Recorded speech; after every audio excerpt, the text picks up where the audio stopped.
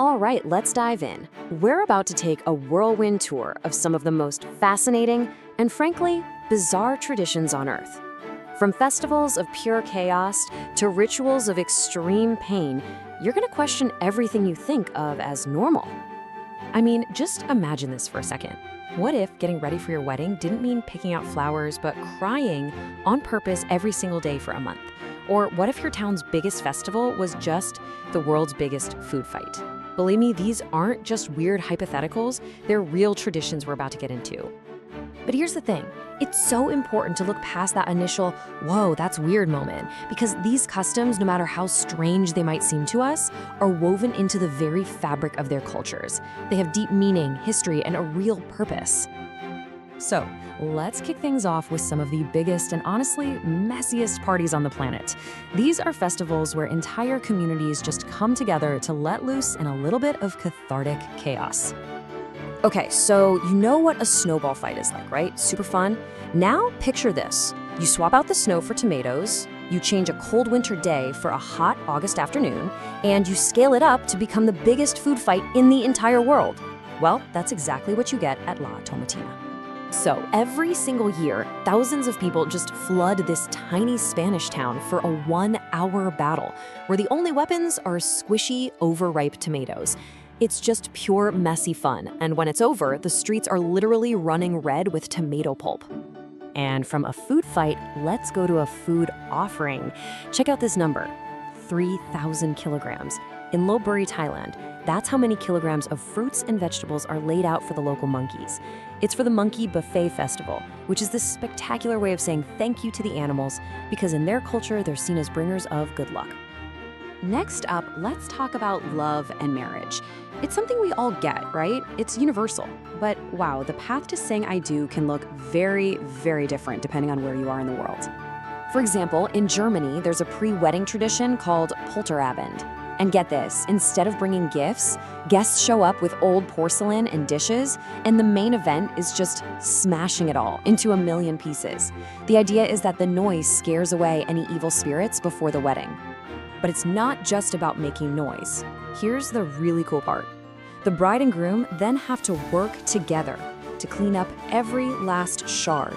It's like their very first test as a couple, symbolizing that if they can face this mess together, they can handle any challenge marriage throws at them.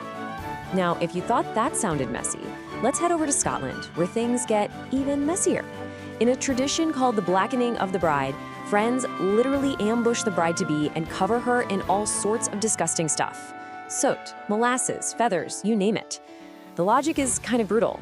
If she can handle this, well, she can handle anything marriage has in store. And now for what might be one of the most unique wedding preps you'll ever hear about.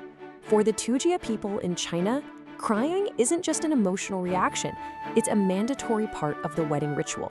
The bride has to start, then her mom joins in, then her grandmother. Soon all the female relatives are crying together. It's actually seen as an expression of joy and love. You know, one writer made a pretty funny point about this. They said, I guess it beats crying for a month after the wedding. And, you know, it's a joke, but it does kind of make you see this whole thing in a different light, doesn't it?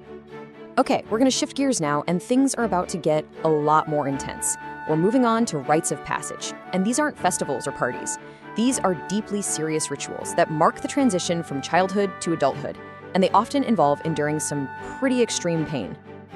Deep in the Brazilian Amazon, for the Sateremawe tribe, becoming a man involves facing one of the most painful initiation rituals on the entire planet.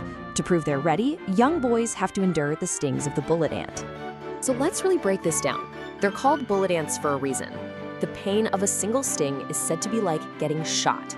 It's 30 times more painful than a bee sting, and initiates have to wear these woven gloves just filled with dozens of angry ants for 10 minutes straight while dancing.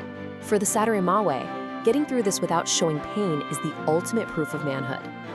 Over in Bali, the transition to adulthood is marked by a tooth filing ceremony. The belief is that our sharp canine teeth represent our more animal-like nature, greed, anger, lust. So by filing them down, a teenager is symbolically smoothing out those demonic qualities and becoming a more controlled, complete human being. And then there's this. On the island of Pentecost in Vanuatu, you'll find what is basically the original form of bungee jumping. Men and boys dive from these massive wooden towers with nothing but tree vines tied to their ankles. If the jump is successful, and that means their head just barely grazes the ground, it's believed to guarantee a good yam harvest. Okay, wow. So, from tomato fights and crying brides to gloves full of bullet ants, what's the big takeaway here? Let's try to pull all this together. There's this quote that I think just nails it. It's so easy for us to look at something from the outside and just call it crazy or backwards. But the real journey, the really interesting part, is trying to understand the why behind it all. You know, when you boil it all down, every single custom we've looked at, no matter how wildly different they seem, is really about fundamental human needs. They're about community, about celebration, and about giving meaning to the biggest, most important moments in our lives. And that kind of brings us full circle, doesn't it? It leaves us with one last thought to chew on. Just take a second and think about your own culture. What do we do that might seem totally bizarre to someone else? Believing a groundhog can predict the weather, throwing a cap in the air at graduation? Yeah, from the outside looking in, our own normal is probably someone else's strange and wonderful tradition.